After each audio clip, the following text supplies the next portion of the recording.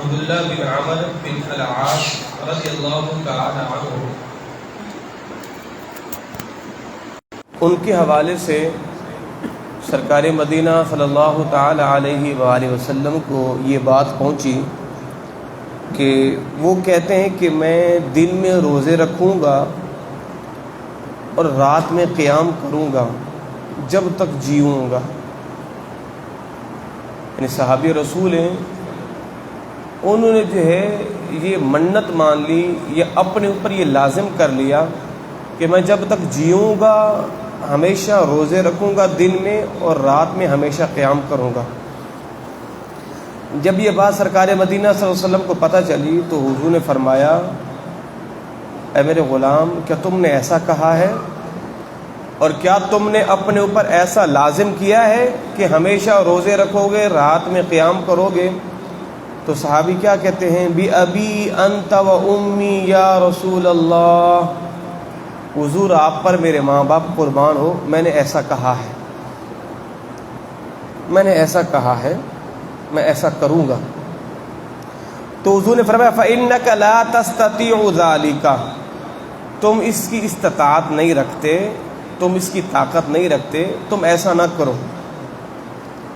تو حضور نے فرمایا ایسا کرو، تم ہر مہینے کے 3 روزے رکھ لیا کرو، اللہ تمہیں پورے مہینے کے روزے رکھنے کا ثواب دے گا. ہر مہینے کی 13ویں 14ویں 15ویں، یعنی اس کو کہتے ہیں ایام بید کے روزے رکھ لیا کرو اور اللہ تمہیں ان 3 روزوں کے صدقے پورے مہینے کے روزوں کا ثواب عطا فرمائے گا. اب وہ صحابی کیا کہتے ہیں، حضور میں اس سے زیادہ کی طاقت رکھتا ہوں.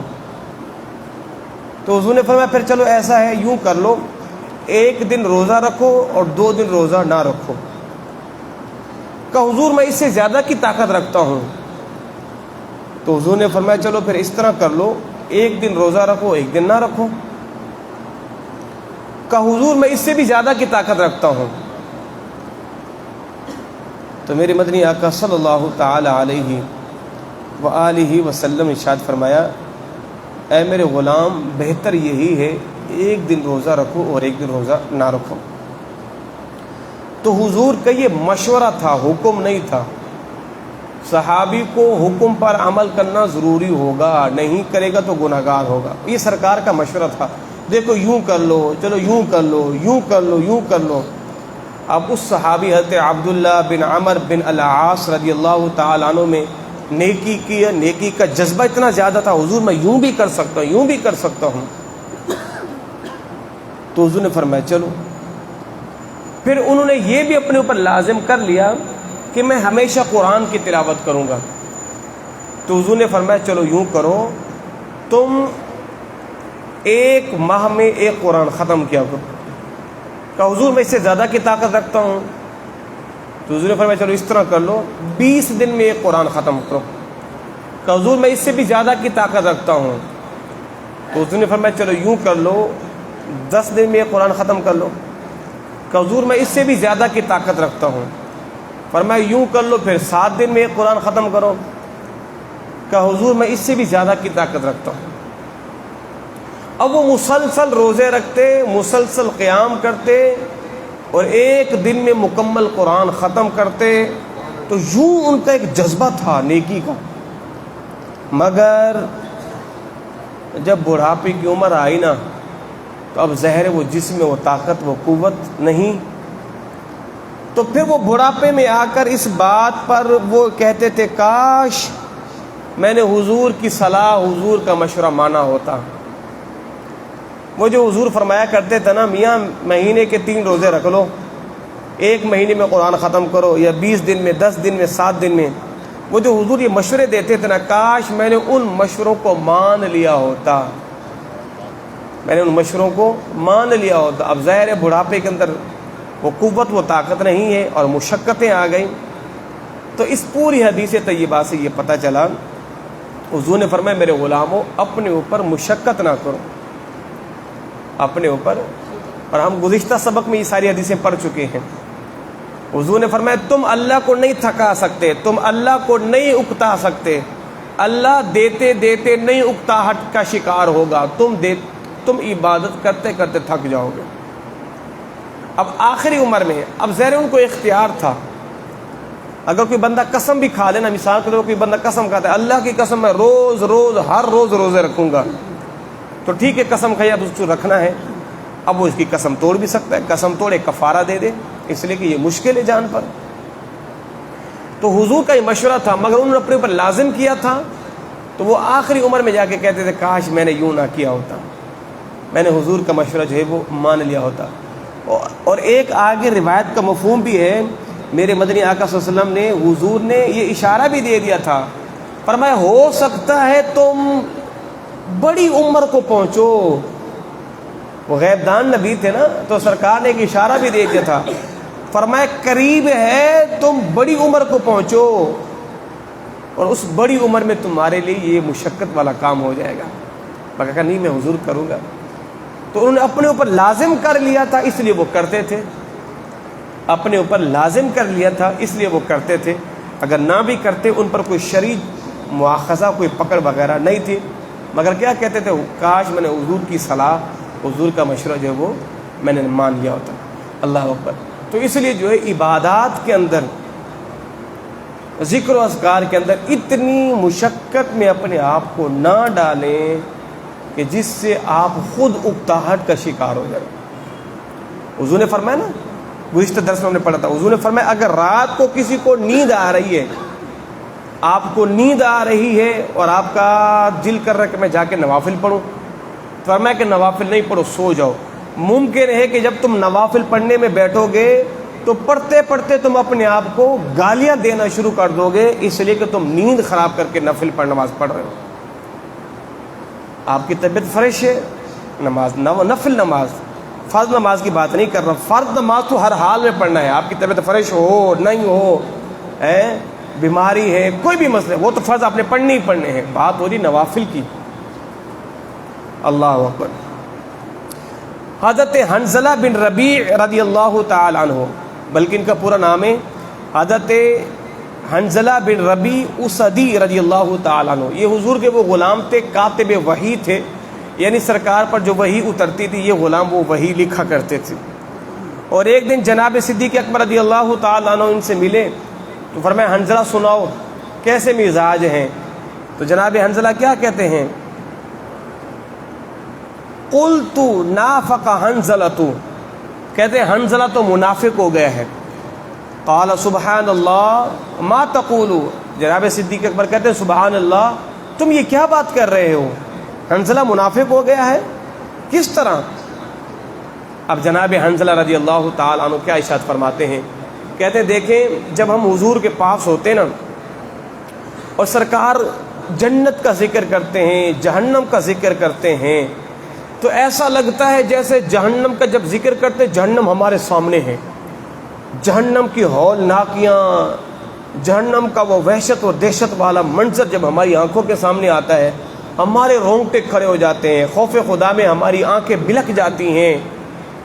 اور جب ہم گھروں میں جاتے ہیں، جب بیوی بچوں میں جاتے ہیں تو پھر دنیا کے ہو کے رہ جاتے ہیں۔ مسجد میں آئے تو ایک خوف والی کیفیت تھی، خوف خدا تھا، آپ کی آنکھیں ابل پڑی ہیں، گھر گئے تو دنیا کے ہو کے رہ گئے، بیوی بچوں کے ہو کے رہ گئے، معاملات میں مشغول ہو گئے۔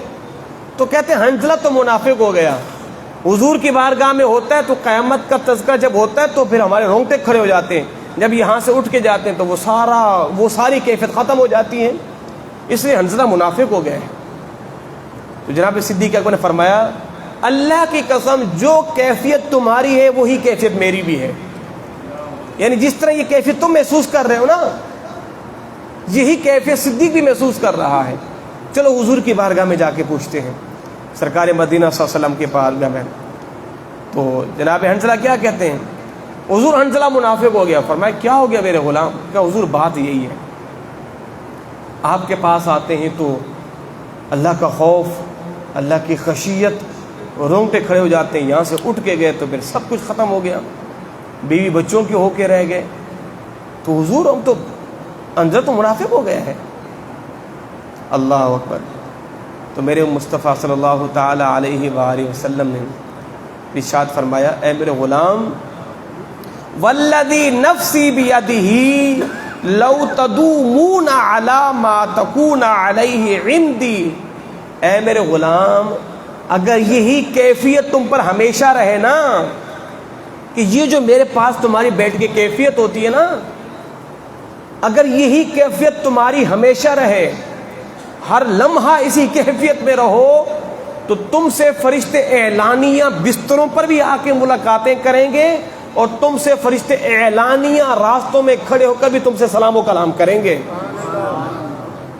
مگر یہ ممکن نہیں ہے۔ اگر یہ کیفیت تمہاری ہو جائے نا، ہمیشہ اسی میں رہو، تو پھر بستروں میں جاؤ گے فرشتے تم سے سلام کریں گے، راستوں میں کھڑے ہو کر فرشتے تم سے سلام کریں گے، مگر یہ کیفیت ہمیشہ ہمیشہ کے لیے ممکن نہیں ہے۔ یہاں آئے ہو تو رب کا جلال ہے، رب کا جمال ہے، قیامت کا ذکر سنا ہے، آپ رو پڑے ہیں، پھر جب دنیا میں گئے ہیں تو پھر وہ معاملات میں آپ مصروف و مشغول ہو گئے، تو حضور نے فرمایا اے میرے غلام تم منافق نہیں ہوئے، ایک یہ کیفیت تھی، اور اسی کیفیت میں بندے کا ہمیشہ ہمیشہ رہنا یہ ممکن نہیں ہے۔ تم نے بیوی کے حقوق ادا کرنے ہیں، بچوں کے حقوق ادا کرنے ہیں، گھر والوں کا خیال کرنا ہے، تم نے رہن سہن کے لیے، گزر بسر کے لیے، معیشت کے لیے نکلنا ہے، کمانا ہے، بچوں کو کھلانا ہے، یہ سارے معاملات ہیں، تو یہ کیفیت ہمیشہ رہنے والی نہیں ہے۔ اس روایت سے اندازہ لگائیں صحابہ کرام کے دلوں میں خوف خدا کتنا تھا۔ اللہ اکبر۔ اگلی حدیث طیبہ، جناب ابن عباس رضی اللہ تعالیٰ عنہ فرماتے ہیں سرکار مدینہ صلی اللہ علیہ وسلم حضور خطبہ دینے کے لیے جب کھڑے ہوئے نا، تو حضور نے دیکھا کہ ایک شخص ابو اسرائیل اس کا نام تھا، اس نے منت مانی تھی کہ میں دھوپ میں کھڑا رہوں گا، بیٹھوں گا نہیں، اور سائے میں بھی نہیں آؤں گا، کسی سے کلام بھی نہیں کروں گا، اور ہمیشہ روزے رکھوں گا۔ یہ اس نے منت مانی تھی اپنی جان پر مشقت ڈالنے کے لیے، کہ دھوپ میں کھڑا رہتا تھا، کسی سے سلام کلام نہیں، بیٹھنا نہیں، سائے میں نہیں آنا، اور ہمیشہ روزے رکھنا ہے۔ جب سرکار کھڑے ہوئے خطبے کے لیے دیکھا تو ایک شخص کھڑا ہوا ہے، فرمایا یہ کون ہے؟ کہا حضور ابو اسرائیل ہے، اس نے منت مانی ہے، کہتا ہے میں ہمیشہ دھوپ میں کھڑا رہوں گا۔ تو حضور نے ارشاد فرمایا مرو، جاؤ اس کو حکم دو، فلیتکلم، لوگوں سے کلام بھی کرے، سائے میں بھی بیٹھے، اور کبھی روزہ رکھے اور کبھی نہ بھی رکھے، روزہ بھی رکھے، افطار بھی کرے، سائے میں بھی آئے، سائے میں بیٹھے بھی صحیح، لوگوں سے سلام کلام کرے، لوگوں سے میل جول بھی کرے۔ یہ کیا کہ تم نے کہا میں نے کسی سلام کلام نہیں کرنا، ہمیشہ روزہ رکھنا ہے؟ فرمایا نہیں، ایسا نہیں کرو، اپنی جان پر مشقت نہیں کرو۔ تو یہ جو صحابی نے منت مانی تھی نا، وہ خوف خدا کی وجہ سے، اپنی آخرت کے لیے، نہ کسی سے سلام کلام ہوگا، نہ کوئی باتیں ہوں گی، نہ ان باتوں کے اندر معاذ اللہ ثم معاذ اللہ، نہ کوئی لا یعنی باتیں ہوں گی، نہ ایسے جملے ہوں گے کہ جن جملوں پر اللہ قیامت کے دن میری گرفت فرمائے گا، اور نہ میں سائے میں بیٹھوں گا، اس سائے کے مزے لوں گا، اور وہ اللہ کی نعمت ہے، نہ اس نعمت کا مجھ سے سوال ہوگا، ہمیشہ روزہ رکھوں گا، نہ میں کچھ کھاؤں گا، نہ رب کی نعمتیں کھاؤں گا، اور نہ نعمتوں کا مجھ سے سوال ہوگا۔ تو یہ صحابہ کرام کا خوف خدا تھا۔ حضور نے فرمایا جاؤ میرے غلام کو کہو بیٹھ جائے، اتنی مشقت نہیں کریں۔ ایک صحابی نے منت مانی کہ وہ مدینے سے مکے حج کے لیے جائے گا پیدل، تو حضور نے فرمایا خدا کے بندے سواری کو لے کے جا رہے، خود پیدل، حضور اس نے منت مانی ہے، فرمایا خدا کے بندے سواری پر بیٹھ جاؤ، یہ منتیں تمہیں مشقتوں میں ڈال رہی ہیں، تمہیں اکتاہٹ کا شکار کر رہی ہیں، اور اسلام کے اندر مشقت نہیں ہے، اسلام کے اندر تکلیف نہیں ہے، اسلام کے اندر آسانی ہے۔ مگر ان آسانیوں سے یہ ساری باتیں نوافل کی ہیں، نماز فرض گانا پنج گانا کی نہیں ہے۔ ہاں کوئی جناب کے مولوی صاحب تو 3 میں تو آسانی ہے، اب نماز پنج گانا پڑھنی ہے، چلو گھر میں پڑھ لیتے ہیں، ٹھیک ہے جی، بس جی سنت فرض پڑھ کے سو جائیں گے، بس ضروری تھوڑی ہے، آسانی ہے۔ اس سے ہرگز یہ آسانی مراد نہیں ہے، نوافل ہیں، ذکر و اذکار ہے، اس پر آپ اپنی جو ہے وہ طاقت کے حساب سے جو ہے وہ ذکر و اذکار کریں۔ آخری حدیث طیبہ چند ایک، حضرت عمر بن خطاب رضی اللہ تعالی عنہ سے مروی ہے، حضور نے ارشاد فرمایا کہ جو بندہ رات کو سوئے اور رات کو اس نے کچھ وظیفہ پڑھنا تھا، اور وہ وظیفہ اس نے آدھا پڑھا اور آدھا نہیں پڑھ سکا، اس پر نیند کا غلبہ آ گیا اور وہ سو گیا. فرمایا اگر وہ بندہ نماز فجر اور نماز ظہر کے درمیان اگر پڑھ لے، اللہ اس کے لیے وہی ثواب لکھ دے گا جو ثواب اللہ اس کو رات کو عطا فرماتا. اس سے مراد نماز تہجد ہے، نفل نماز ہے. آپ نے منت مانی تھی نماز نفل پڑھوں گا، 20 رکعتیں پڑھوں گا، 10 پڑھی، آپ پر نیند آ گئی، نیند کا غلبہ آ گیا، تو نماز فجر اور ظہر سے پہلے پر اس درمیان پڑھ لیں، اللہ آپ کو وہی رات والا ثواب عطا فرمائے گا. حضرت عبداللہ بن عمر بن عاص مروی ہے، حضور نے فرمایا یا عبداللہ لا تکن مثل فلان، تو فلاں آدمی کی طرح نہ ہو جانا، کان یقوم اللیل، کہ جو تو شروع میں تو رسائی سے رات قیام کرتا تھا، فترک قیام اللیل، اور پھر اس نے رات کا قیام ہی چھوڑ دیا ہے. اس کی طرح نہیں ہو جانا. آپ کو شوق چڑھا تو جی جناب پہلی رات 100 نوافل، دوسری رات 100 نوافل، تیسری رات 70، پھر 50، پھر 10، پھر 20، ایک ہفتے کے بعد چھٹی. یہ غلط ہے. ما قلہ،